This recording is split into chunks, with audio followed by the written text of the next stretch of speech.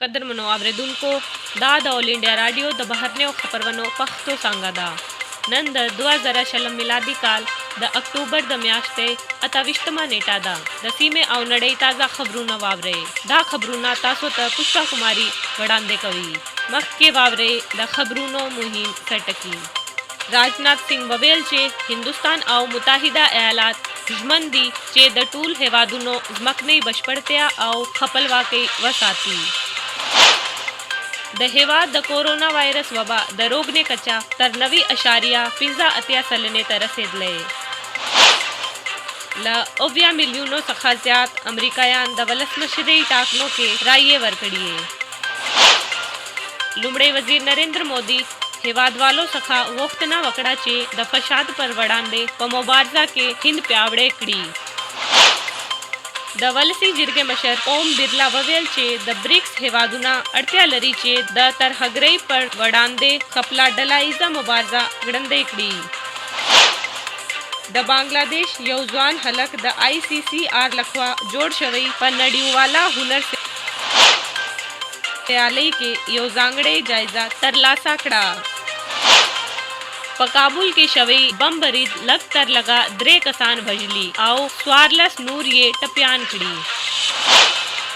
The transport वजीर नितिन गडकरी ववेल चे द फनई पेल चे हिंद और बांग्लादेश सरा नखलवी द दिसंबर तर म्याश्ते पोरे ब बशपड़शी ओ स्वावरे बशपड़ा खबरूना हिंद आव मुताहिदा एयालातो परून पर नवी दिल्ली के द वजीरानो द्रेयम द्वा अड़खीजे नास्ता वकड़ा आओ द दफाई हमकारे तड़ून आओ द असासी तबादले आओ हमकारे तड़ून यानी BECA ये लास्ली कर द BECA लास्ली कवल द पाम वर्दई जकाचे दा हिंद त अजाजा वरकवी चे द क्रूज आओ बालिस्टिक तोगंदेयो पसेर आजलो वसलो करावाले लपारा द मुताहिदा एयालातो नड्यूवाल जोग्राफिया नक्शा वखारवी द हिंद लखवा द दफा वजीर राजनाथ सिंह आओ द बहरन्यो चारो वजीर डॉक्टर S जयशंकर द पलावी मशरे वकड़ा द अमेरिका द बहरन्यो चारो वजीर माइक पोम्पियो आओ द दफा वजीर mark Esper the America the Pallavi मशरे वकड़ा हिंद आओ अमेरिका टोल टाल पिंजा तड़ूनुना लास लिकड़ल द दफा वजीर ववेल चे द्वाड़ा ख्वावे हम मुवाफक दी चे द नड्यूवाल हुकुम पर असास द मुकर्ररातो सातल बहर के द कानून हाकमियत आओ द बारजलानी आजादी त दरनावे आओ टोलो हेवादनो जमकने बशपड़त्या आओ हाकमियत सातल अड़िंदी लगोंडे वरूस्ता पर रस्मी खपरवने के दफा वजीर राजनाथ सिंह ववेल चे द BECA लास्ली कवल यो मुहिमा लास्त रावड़ना दा हिंदुस्तान द कोविड-19 पर वड़ांदे मुबारजा के मुहिम पड़ाव तेर कड़े दई द हेवाद द ब्या रोगने कचा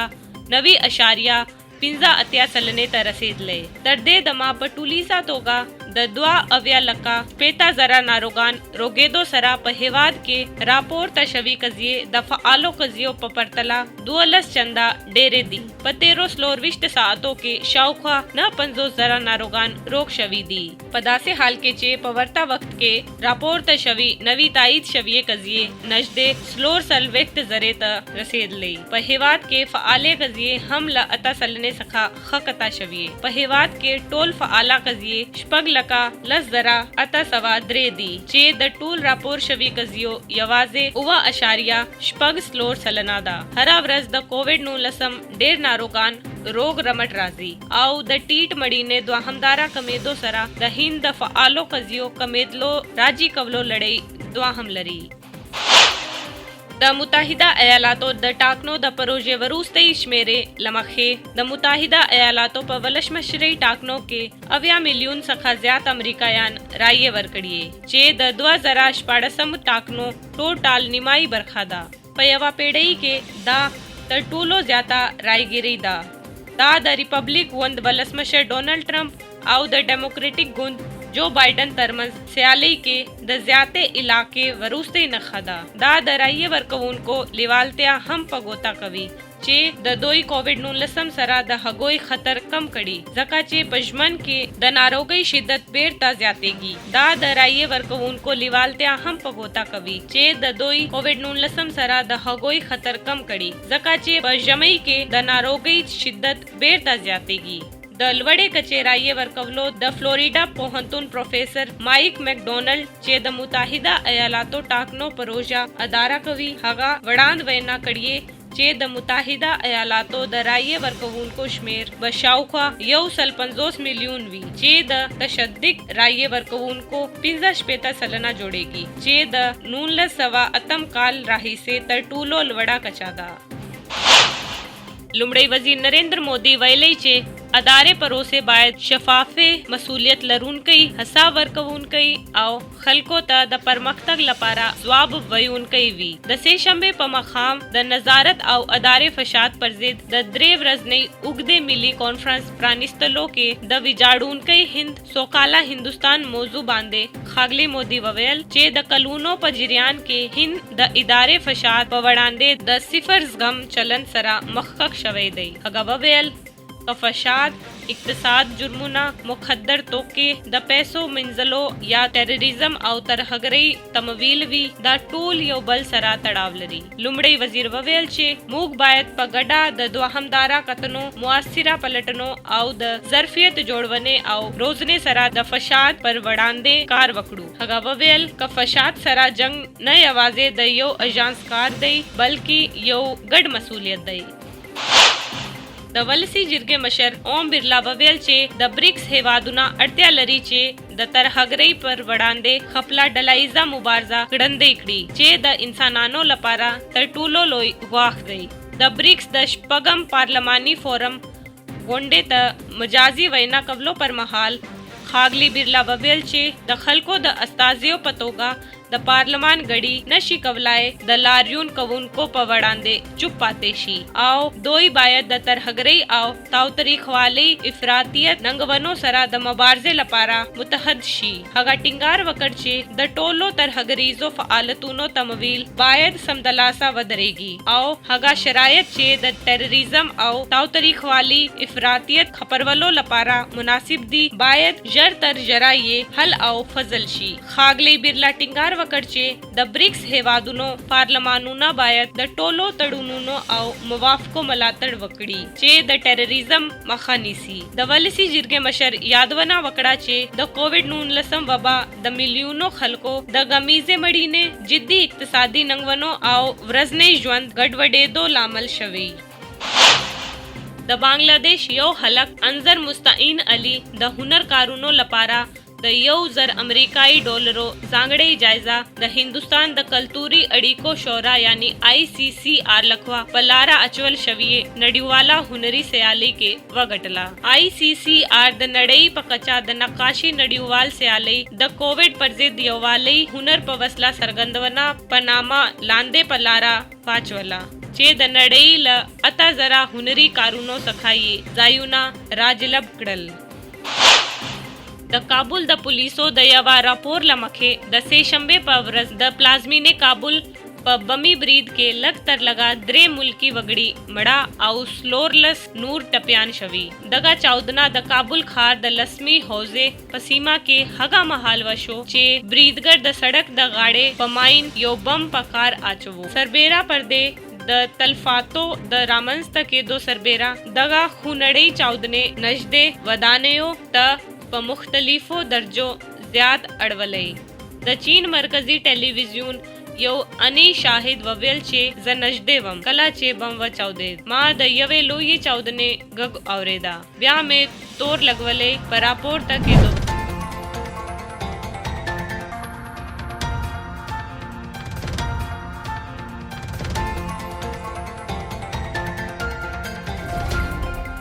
د نن ورځې تبصره. د تبصرې عنوان دی پاکستان لا هم د افغان طالبانو لپاره خوندي پټنځای دی. لیکنه د محمد خاور حسن، جباړه او وینا د هریندر کمار سواتی. ستونزې د مثبت عمل سره پای ته رسیږي، نه چې یوازې وینا سره. د ستونزو حل لپاره ښه لیدونکي ملګري نه دي بلکې هغه څوک مخلص مرسته کوونکي وي څوک چې د وینا په واسطه د غولولو کوشش نه کوي. په افغانستان کې وضعیت په دې وجه خراب دی ځکه چې متحده ایالاتو له پاکستان څخه د ترهګرۍ د لمنځه وړلو لپاره پاکستان خپل ملګری جوړ کړو. پاکستانی مشرانو د متحده ایالاتو مشرانو ټولو خبرو ته غاړه کېښوده یو پلو دا د ترهګرۍ پر ضد خبرې کوي او بل پلو د پاکستان پوز په افغانستان کې د ترهګرۍ د ختمولو لپاره جدي نه دی.